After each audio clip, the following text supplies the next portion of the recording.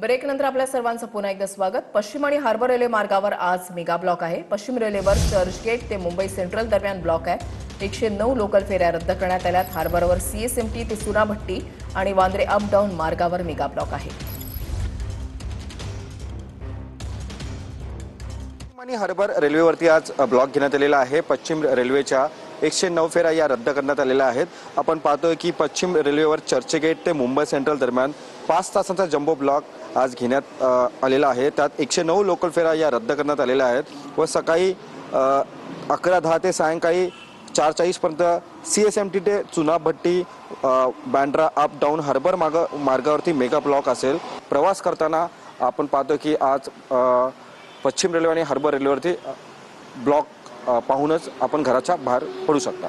Video journalist Amit शिकवांसह me Ravi Kharat, TV9 Marathi, Mumbai.